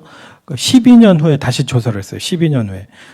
이런 결과가 나왔습니다. 물질주의적 성향이 강한 참가자들은 정신장애를 겪을 확률이 높게 나타났다. 물질주의적 성향이 줄어든 사람은 행복지수가 증가했다. 물질주의적 목표를 쫓은 사람은 스트레스를 더 많이 받고 불행하다고 느낀다. 사회 경제적주의를 추구하는 사람은 평균적으로 우울감과 불안감을 더 많이 느끼고 자존감이 낮으며 술을 마시거나 담배를 피울 가능성이 더 높았다. 이게 이제 물질주의를 추구한 그 결과라는 거죠. 그래서 우리가 우리 아이들을 물질주의적 가치로 키워서는 안 되고 내재적 가치를 추구하는 아이로 키워야 된다라는 겁니다. 내재적 가치. 그래서 세 번째, 내재적 가치를 추구하는 아이로 키우라. 외재적 가치와 내재적 가치가 있는데, 외재적 가치는 경제적인 성공, 이미지, 인기, 개인의 성취와 이런 것, 자부심을 높이는 데 중점을 두는 게 외재적 가치를 추구하는 거예요. 그래서 다른 사람의 평가, 외부의 관심, 인정받는 거, 또 보수 얼마냐, 이런 거에 초점을 두는 거죠. 내재적 가치는 개인의 성장과 공동체 및 타인과의 관계를 증진하는 데 중점을 두는 것입니다.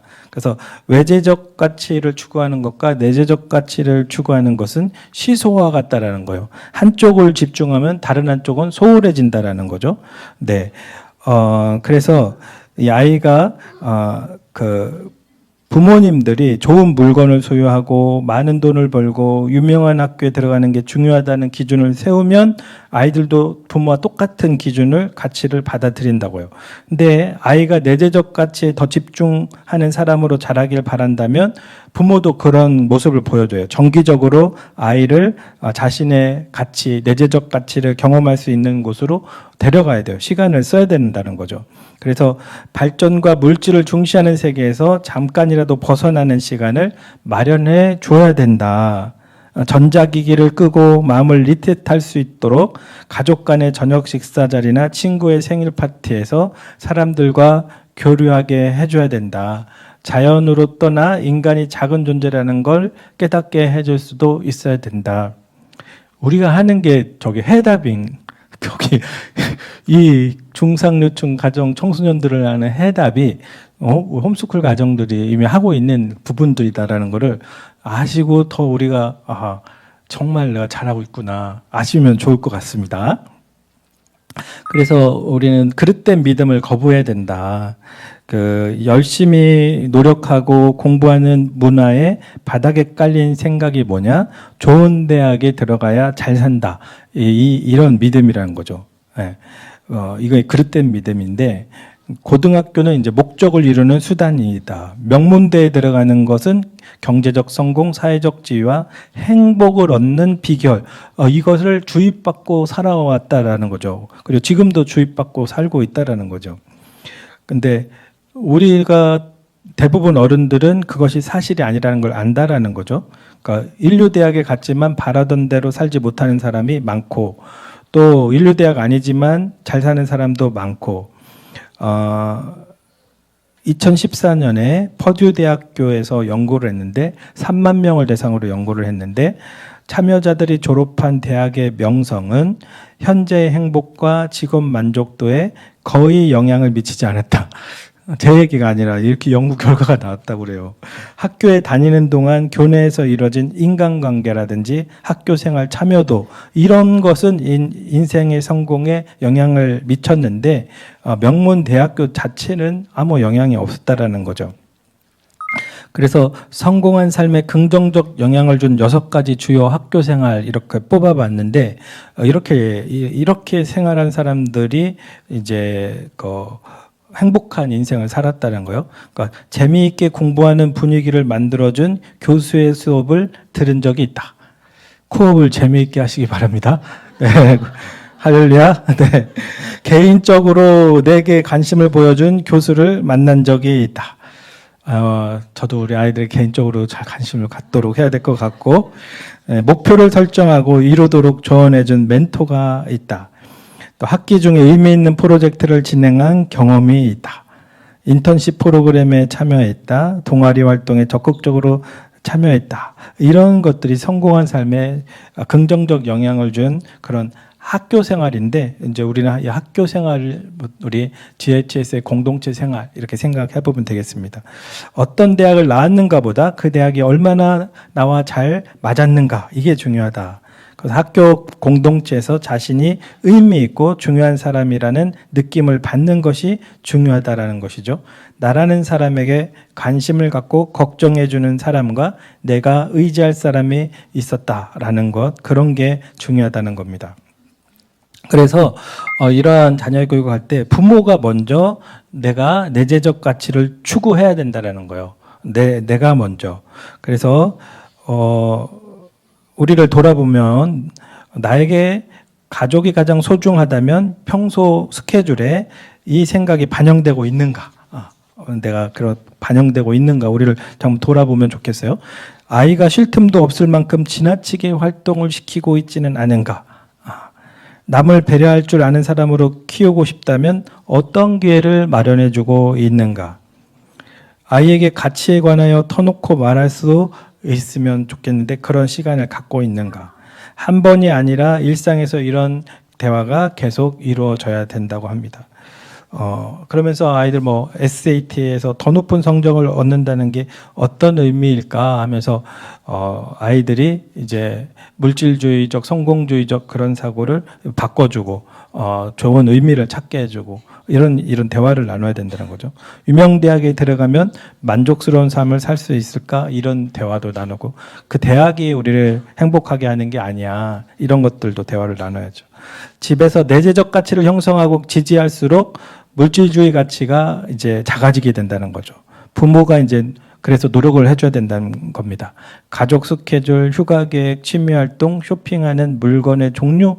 그래서 부모가 중요하게 여기는 것이 무엇인지 이제 아이 느껴져야 돼요.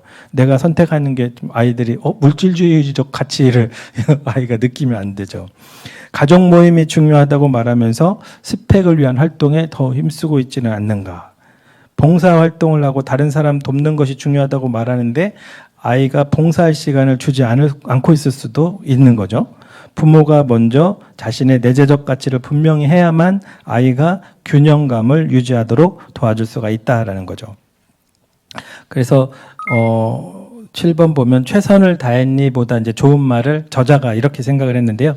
최선을 다했니 이것보다 네가 했는데 만족스러워 이렇게 물어보는 게 좋은 것 같다 이런 의견이에요. 그래서 최선을 다했다라는 거는 네가 만족스럽다면 그게 최선이지 이런 차원인 거예요. 예. 그래서 만약에 내가 만족스러울 만큼 열심히 노력했다면 누가 어떻게 평가하든지 그거에 흔들리지 않을 것이다.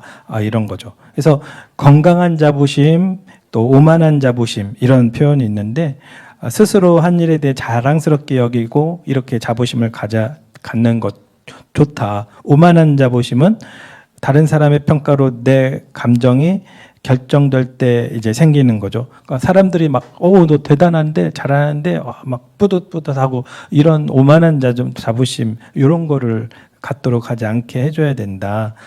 겉만 번지르르한 그런 결과에 현혹되지 않도록 우리가 해야 된다. 이런 거죠. 그래서, 중요한 것이 휴식의 중요성. 마음에 들어요. 휴식의 중요성. 1만 시간의 법칙에 대해서 우리가 다 들어봤을 건데요. 어떤 영역에서 두각을 나타내려면 1만 시간 동안 집중적 연습을 해야 된다. 이런 것들을 우리가 많이 다 들어봤죠. 그래서 맹연습을 시키려고 하죠. 그런데 많이 간과하는 부분이 있다는 거예요. 많이 간과하는 부분. 이런 부분입니다. 최고의 실력을 보인 음악가들은 다른 동료들보다 훨씬 많이 잘 쉬었다라는 거예요. 음악가들은 이제 몇 명을 대상으로 연구했는지 모르겠지만, 80분 연습하고 30분 휴식을 하고, 밤에 8시간 30분은 잤고, 낮잠도 잤다. 하루 3시간 30분은 여가 활동을 했다. 이겁니다. 인류 음악가가 되기 위해 학생들은 하루 또는 일주일 기준으로 완전 회복할 수 있는 양만큼만 연습을 해야 된다는 거예요. 아이들이 하루에 8시간에서 10시간 잠을 자야 된다는 겁니다. 그러나 8시간 수면 유지하는 10대가 25%밖에 안 된대요. 미국 사회에서. 우리 아이들도 잠을 많이 안 자는 아이들도 있더라고요. 우리 잠이 안 와서 그럴 수도 있지만. 하루 8시간 이상 잠을 자는 청소년은 감정 기복이 없고 자존감이 높으며 불안과 우울감은 낮은 것으로 나타나 정신적으로 매우 건강하다. 아이들이 휴식을 누릴 줄 모르면 스트레스와 불안을 느낄 때 해소하기 위해 마약이나 알코올 등 건강하지 않은 방법에 눈을 돌릴 가능성이 크다. 쉬는 시간을 인정해주는 일은 아이에게 너는 보호받을 가치가 있는 사람이라는 그 사실과 육체적, 정신적 건강이 너에게 중요하다는 그 사실을 알게 해주는 것이다 라는 거죠. 리사 다무르라는 학자가 인간 존재가 흐트러지지 않고 하나로 잘 붙어있게 하는 접착제, 이게 잠이라는 것은 인간 존재가 흐트러지지 않고 하나로 잘 붙어있게 하는 접착제 같아서 부모라면 아이의 수면 시간을 목숨 걸고 지켜야 된다. 네. 챕터 5, 지나친 경쟁이 이제 아이를 망친다. 경쟁이 이제 심화되는 이제 학교의 환경들이죠.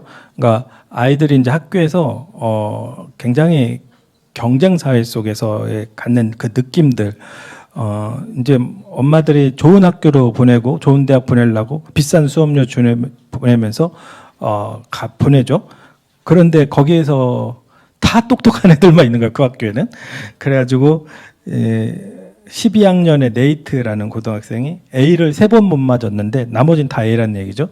그게 머릿속에 떠나질 않는다라는 거죠. 그러니까 작은 연못 속의 큰 물고기 효과, 이거는 실력이 뛰어난 학생이 경쟁이 심하지 않은 학교에 있으면 자기 능력에 큰 자신감을 갖게 되고 자기가 매우 똑똑하다고 느끼는 거죠. 지구촌교회 오기 전에 좀 그런 느낌이 있었는데 와보니까는 이게 이제 이제는 큰 연못 속의 작은 물고기더라고요. 네. 네. 그래서 이 반대로 이제 경쟁이 매우 치열한 환경에 재능 있는 학생이 너무 많으면 이제 학생은 자신이 기대에 못 미친다. 이제 자기도 유능한 학생인데도 그런 생각을 하게 되죠. 저런 학교에 가면은 똑똑한 아이도 바보가 된 것처럼 느끼게 된다는 거죠. 우리가 학교 보낼 때 잘 생각하시기 바랍니다. 예. 그래서 경쟁이 심한 고등학교에서는 친구도 쉽게 사귀지 못한다고 그래요. 대학이 최종 목표가 되기 때문에 주변 사람이 죄다 나를 제치려는 경쟁자로 느껴진다는 겁니다.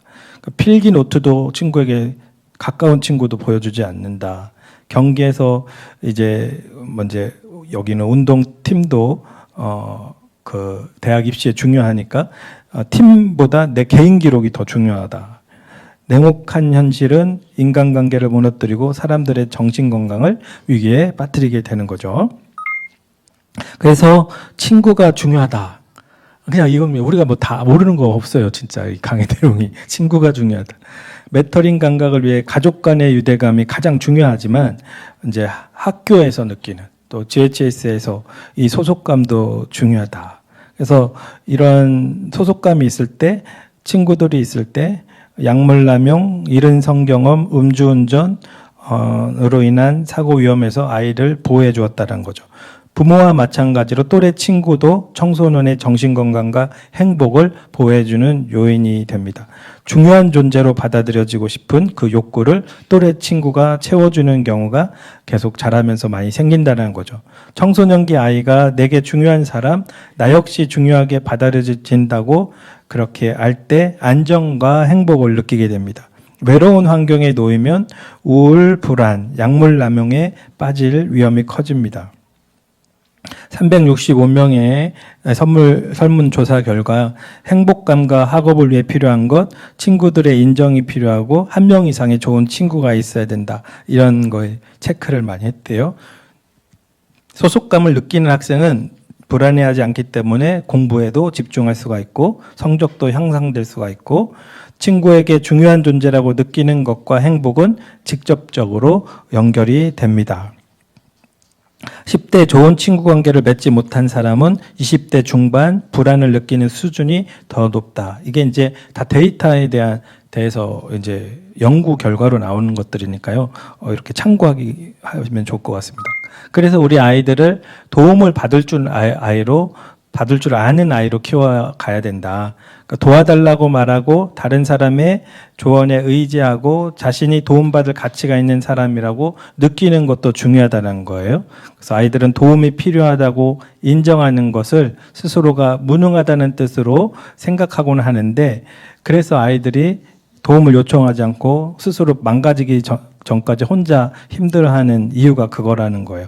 그래서 가정에서 부모가 먼저 약한 모습을 스스럼 없이 드러내고 본보기를 보일 때 집에서만큼은 어떤 감정도 부끄러워하지 않아도 된다는 것을 인식시켜줄 때 아이들은 안심할 수가 있습니다.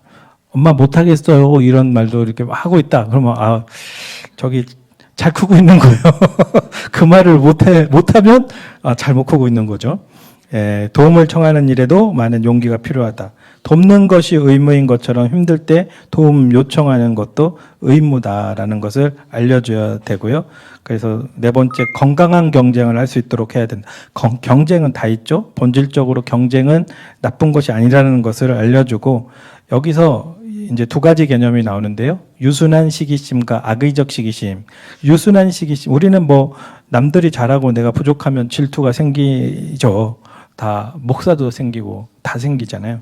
근데 유순한 시기심은 자기의 수준을 나도 저 사람처럼 되고 싶어. 나도 저 사람처럼 끌어올려야지 하며 도전을 받고 노력하는 것. 이게 유순한 시기심인데 악의적 시기심은 상대를 깎아내리고 뭐 별것도 아니네. 뭐 이런 식으로 깎아내리고 잘긴 잘했는데 별거 아니지 뭐 이런 식으로 이제 악의적 시기심을 우리가 이제 갖게 될 수가 있습니다. 그래서 우리 아이가 유순한 시기심으로 또 친구의 성공을 나의 성공으로 여길 수 있는 그러한 읽어보시면 되고요.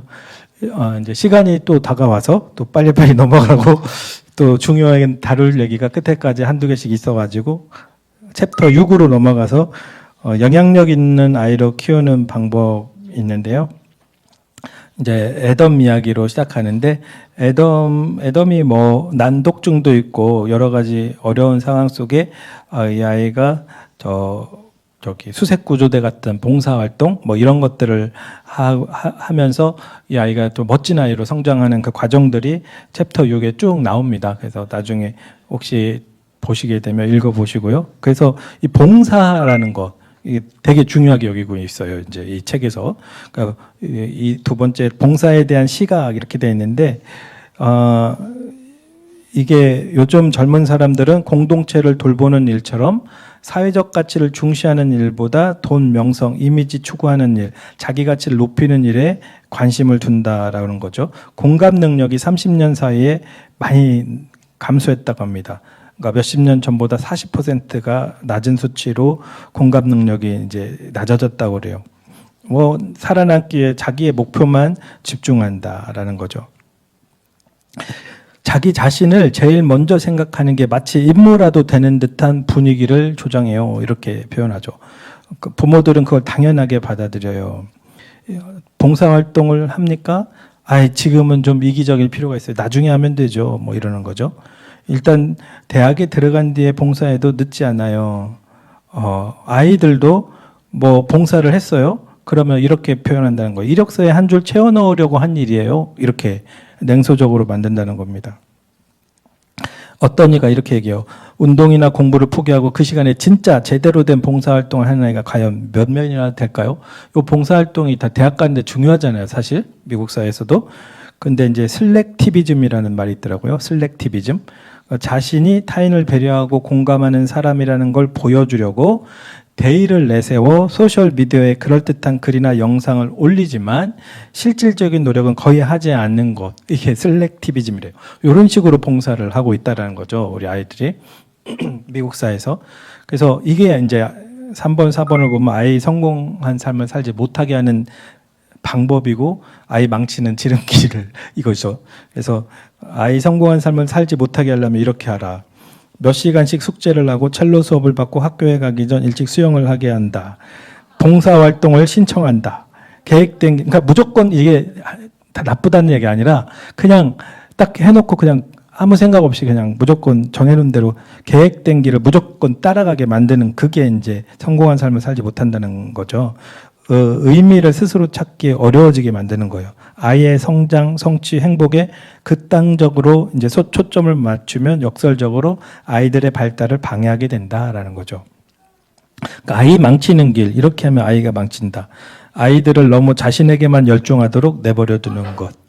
다른 사람에게 감사하고 공감하는 법을 알려주지 않는 것.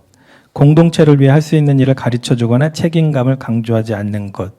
아이를 성장시키려고 애쓴 일은 오히려 성장을 망치는 길이 되기도 한다라는 거죠. 오늘날 아이들이 심리적으로 압박을 느끼고 불안해하는 그 이유는 꼭 일이나 공부를 너무 많이 해설하기보다 이렇게 또 해석을 해요.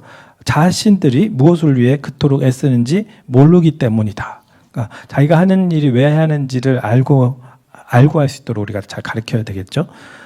로드맵에 따라 각종 장애물과 시험을 통과해 가고 있지만 정작 그것을 왜 해야 되는지 생각을 못하고 살아가는, 그렇게 하면 아이 망치게 된다라는 거죠.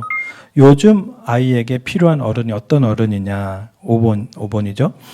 뒤로 물러나 더 넓은 세상과 그 안에서 자신의 역할이 무엇인지 볼 수 있도록 도와주는 어른이 필요한 거예요.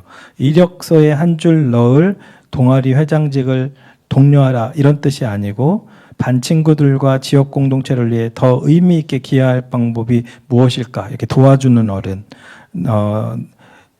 그 아이들이 더 주도적으로 더 많은 역할을 할 수 있는 곳은 어디일까 이런 걸 고민해서 도와주는 그런 어른들, 더 넓은 관계 속에서 자신의 위치를 볼 수 있게 도와주는 사람, 건강한 방식으로 성장해 능력 있는 행복한 어른이 되는 것, 그것은 명문대 들어갈 완벽한 실력, 높은 성적, 차별에 대한 특기를 갖추는 것이 아니라는 것, 그런 것들을 알려주는 그런 어른이 필요한 거죠. 그래서 나오는 주제가 가정일을 잘 도와주게 해야 된다 이거요. 저 홈스쿨링은 우리는 진짜 잘하고 있네. 진짜 6번이 이제 가정일을 도운 에이미 나오잖아요. 이 에이미가 뭐 시골 학교에 다녔는데 열정적인 학이고 또 좋은 대학 가기 원했던 그런 학생인데, 이 친구가 학교에서 열심히 했지만 집에 가면 닭들에게 모이 주기, 벽난로 장작 패기, 주말에 하는 일이 12,000평 마당과 농장을 돌아다니며 잔디를 깎았다. 덤불 정리하고 눈 치우기, 정원 풀 뽑기, 벌통 관리, 할 일이 너무 많다고 부모님한테 항의를 했대요. 근데 꿈쩍하지 않았다는 거죠. 공부 잘하고 운동 잘하면 더 이상 바랄 게 없다 이런 부모들이 자기 주변에 많았는데 우리 부모님은 그렇지 않았다는 거죠. 그런데도 이제 예일대학교 들어갔어요. 그리고 자기 생활과 미래의 성공의 골몰에 있었는데 농장에서 일하는 것이 도움이 되었다 이렇게 고백하고요. 그래서 부모님은 늘 겸손하라고, 사회에서 제 역할하는 사람이 되라고 이렇게 알려주었다. 그래서 이 가정 일을 아이가 돕는 것에 대한 연구들도 이제 했더라고요. 요즘은 아이들이 미래를 준비하기 위해 하는 일이 많다 보니까 할 일 목록에서 집안일이 빠졌다라는 거죠. 전국 성인 1,001명 설문을 했대요. 어렸을 때 집안일을 했다가 82%였는데 그중에서 나는 지금 우리 아이에게 집안일을 시킨다는 28%밖에 안 되는 거죠. 못 시키는 거예요, 아예. 딸에게 침대 정리하는 걸 가르치느니 그 시간에 중국어 공부를 시키겠어요. 이제 이런 심리가 되는 거죠. 아이에게 공부할 수 있게 집안일을 면제해 주거나 가족 행사에 빠지게 하는 그것은 아이가 지나치게 자신에게만 집중하게 하는 결과를 낳게 되는 거죠. 자기밖에 모르는 이기적인 사람이 되게 만들 수가 있는 거고, 아이 정신건강에도 좋지 않고 우울증, 성격장애, 불안증이 생기게 될 수가 있다라는 겁니다. 가사를 도와주는 것에, 가정일을 도와주는 것에 84명을 수십 년간 연구를 해도 이제 진짜 대단하게 연구를 해요. 로스만 교수님이란 분이 아주 어렸을 때부터 허드렛 일을 도운 사람은 집안일 안 하거나 뒤늦게 집안일을 한 사람보다 학교 생활 잘하고 직업적으로도 성공한 삶을 살고 자기 일을 스스로 알아서 할 확률이 높았다. 그러니까 학자라서 100%로 얘기는 다 내요. 그냥 추정한다, 높았다 이렇게 표현을 해요. 거의 다 내 책을 읽어보면. 진리는 아니니까 그냥 그래도 학자적인 소양으로. 학교 어른이 되어서 마약, 알코올 의존할 가능성은 낮게 나타났다. 안 한다 이거는 못해요. 집안일은 힘든 시간을 견디게 하는 인내력을 길러주었다. 이렇게 연구 결과가 나왔습니다. 또 하버드 대학교에서 세상에서 가장 장기간에 걸친 행복에 관한 과학적 연구를 했어요. 몇 년을 연구했는지 모르겠는데 10대 소년 수백 명 성장 과정을 관찰하면서 연구를 한 거예요. 그래서 어린 시절 집안일을 하면서 습득한 근면성실한 노동윤리는 중년의 행복을 가늠하는 중요한 변수가 되었다라는 것이죠. 10대 때 열심히 노력한 사람이 결혼 생활을 잘 유지했고 이제 가정일을 열심히 노력했겠죠. 끈끈한 친구 관계를 맺었고 직업 만족도도 높아 전반적으로 행복한 삶을 사는 것으로 나타났다. 집안일은 단순히 책임감과 노동윤리를 가리키기는 수단은 아니다. 부모가 귀찮아서 아이에게 시키는 것도 아니다라는 거죠. 집안일로 우리가 속한 가장 가까운 공동체인 가정에서 자신의 입지를 굳히고 나아가 주변 사람에게 기여할 준비를 하게 되는 것이다. 이 가사를 아이와 의사소통하는 도구로 활용할 수도 있다라는 거예요. 집안일로 세상에는 내가 필요하고 너의 노력이 충분히 영향을 미치는 곳이 있다라는 이 사실을 알려줄 수가 있다라는 겁니다. 이와 더불어 다른 사람이 자신을 믿고 의지한다는 느낌과 소속감도 느끼게 할 수가 있다. 집안일 자체에서 아이의 멘토링 감각이 커진다. 난 이렇게 중요한 사람이구나. 엄마에게 난 참 중요하구나.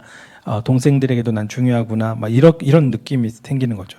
다른 사람을 돌보면 나에게 혜택이 돌아오기도 하지만 돕는 것 자체가 옳은 일이기 때문에 중요하다. 자신이 어딘가에 기여했을 때 아이들은 성장합니다. 그럴 때 아이들은 스스로를 가치 있는 사람이라고 느낍니다. 여러분, 아이들 가정일에 참여시키는 거, 홈스쿨, 더 열심히 하시기 바랍니다. 이거 우리 아이가 바른 성품으로 잘 자라게 하는데, 이렇게 중요한 거라네요. 이게 미국 중상류층 학고열이 제일 높은 가정들에 대한, 자녀들에 대한 해법이 이거네요. 네. 그래서 우리가 이게 몰라서 이 강의를 하는 게 아니라, 우리가 참 의미 있게 자녀 양육을 잘 하고 있구나. 이제 이런 생각을 하기에 더 너무 좋은 책이었던 것 같아요. 9번째, 예수의 남학교 세인트 이그네이셔스 고등학교, 이제 기독교 학교 같은데요. 여기 이런 소개들을 하는 거 보니까 약간 기독교적 베이스들이 좀 여기 좀 깔려 있는 것 같은데, 여기 저자가 기독교인인지 아무리 찾아봐도 아무데도 안 적혀 있어가지고 그건 모르겠습니다. 이제 이 학교는 그냥 봉사 자체가 그 수업에 들어가 있는 그런 학교예요. 봉사 활동이. 여기 그런데도 이 학교는 굉장히 공부 잘하는 학생을 배출하고 또 정신건강으로 힘들어하는 학생 비율이 낮은 학교, 이게 이제 이그네이셔스 고등학교라는 거죠. 여기에서 이렇게 좀 나중에 읽어보시고, 시간이 이제 거의 다 돼가지고 뭐 이런 거를 한번 해봤대요. 24시간 내에 누구의 도움을 받지 않고 혼자 한 것이 있는지, 그리고 다른 사람이 나를 도와줘서 할 수 있었던 일을 그리고 어느 정도 비율이 되는지. 아이들이 처음에 50대 50이라고 하다가 잘 생각해 보니까 올 때도 누군가 날 태워줬고 엄마가 밥을 해줘서 뭐 올 수 있었고 막 이렇게 생각해 보니까 도움이 한 5대 95 해서 이게 다른 사람 도움 없이는 살 수 없는 생각, 이런 것들을 이렇게 가르쳐주고 그런 학교예요. 마이크 코치는 이렇게 얘기를 해요. 봉사활동 담당자인데, 다른 사람을 위해 봉사함으로써 우리는 세상을 바꾸고 그게 다시 우리를 바꾸는 거란다. 이럴 때 우리의 삶의 만족도가 높아진다.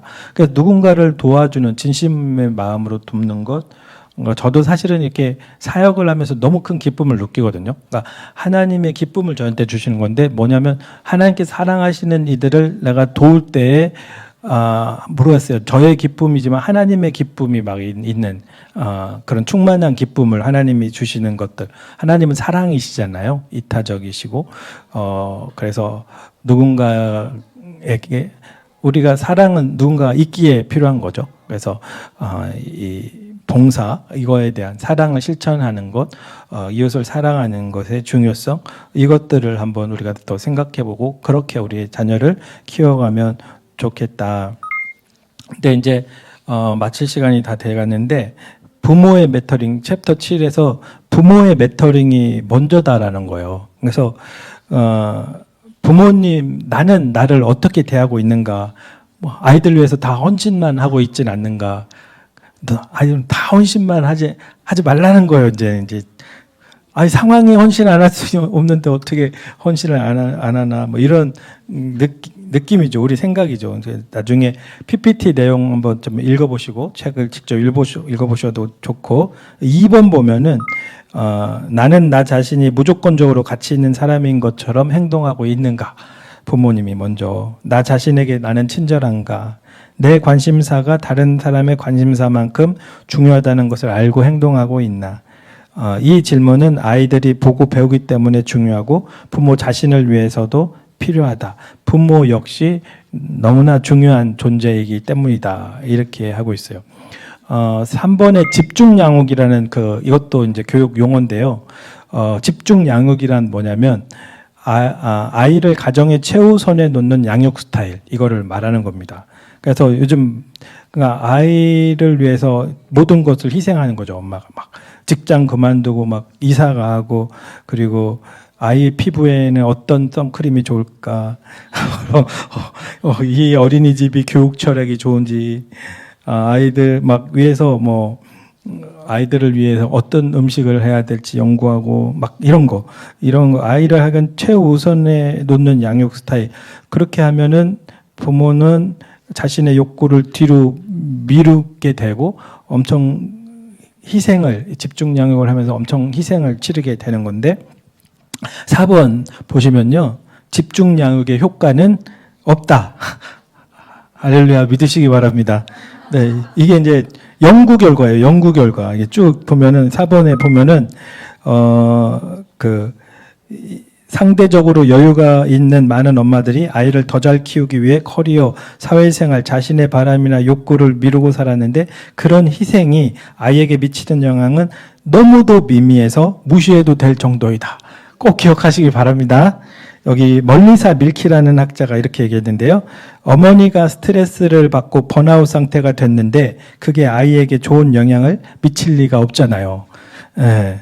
그러니까 어머니의 그 컨디션 관리가 좋은 기분, 이런 게 너무 중요하다라는 거예요. 그래서 5번에 보면 집중 양육을 한 부모의 이 상태가 나오는데,